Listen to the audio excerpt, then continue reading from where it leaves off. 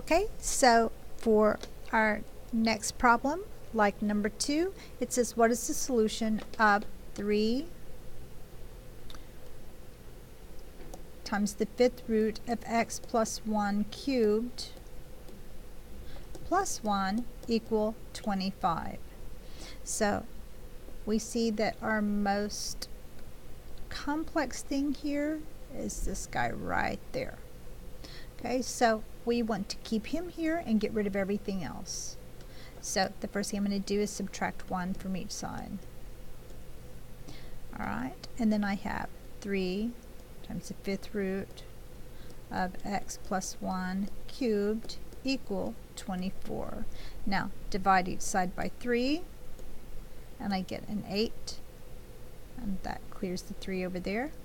So now I have this term right here that I can rewrite as a fractional power. Now I have, sorry,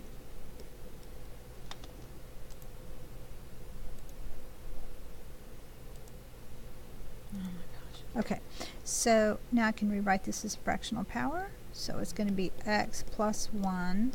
Remember, that's the denominator, that's the numerator. So 3/5 power equal 8. Now to clear it, now notice that they're both odd, so when I clear it I don't need the absolute value signs. So I'm going to multiply times the 5/3, and then I'm going to multiply 8 to the 5/3. These cancel out, and I'm left with x plus 1, don't need the absolute value signs, equal, and now I'm going to rewrite this as a radical. So that becomes the cubed root of 8 to the 5th power. So cubed root of 8 is 2. 2 to the 5th power becomes 2 times 2 times 2 times 2 times 2. So that's 4 times 2 is 8. 16 times 2 is 32. So this becomes 32. X plus 1 equal 32. Subtract 1 from each side, and I get that x equals 31. Okay, and I would plug this back in and check to see that I got a correct answer. And let's pause.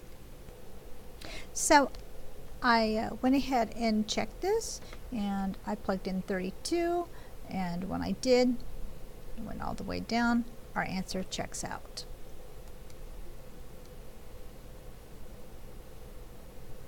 So our answer was 31. Okay, our next problem is a word problem, and it says for a meteor crater in Arizona, the formula D equals 2 times, I'm going to write this as we go, 2 times the cubic root of V over 0.3 relates the diameter D, so this is our diameter, of the rim in meters and the volume V in cubic meters. And we're talking about the giant crater in Arizona where a meteor hit and blew all the dirt out. It's a giant crater.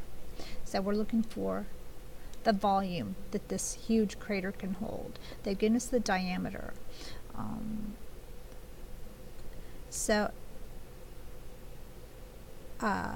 In our picture that we had, the diameter was equal to 1.2 kilometers.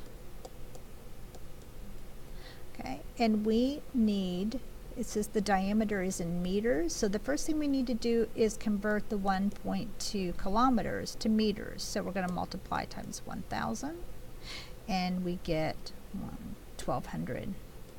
Okay, so now that's our diameter. So we're going to replace diameter with 1,200 and keep solving for the volume. So 2 times the cubic root of the volume divided by 0.3.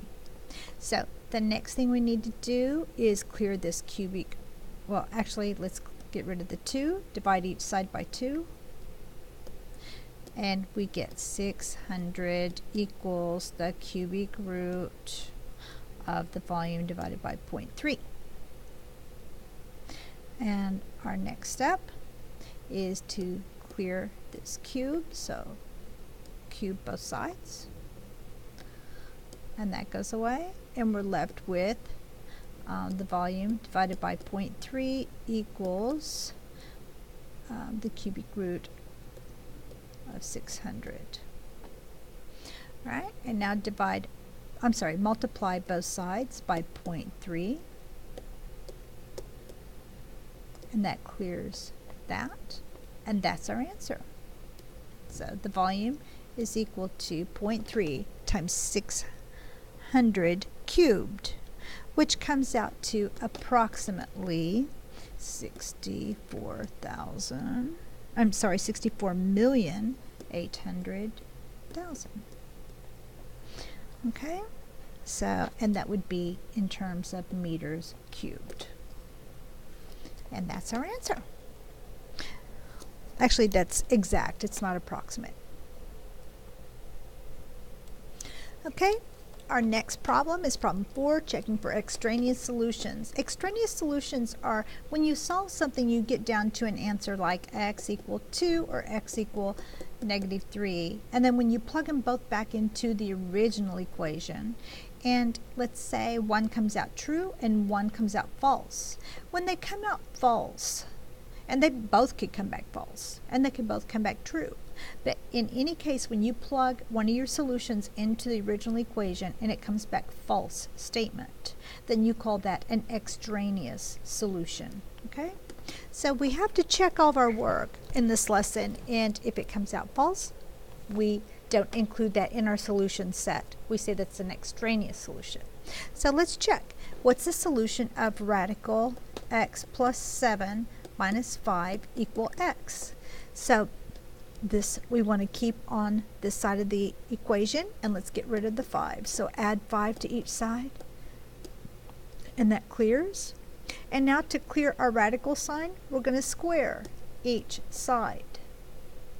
All right, and that clears this, and we're left with x plus 7 on the left. And on the right, we've got a binomial squared, and we learned in algebra if we have a plus b squared, it's equal to a squared plus 2ab plus b squared. So let's do it. So a squared plus 2ab plus b squared, right?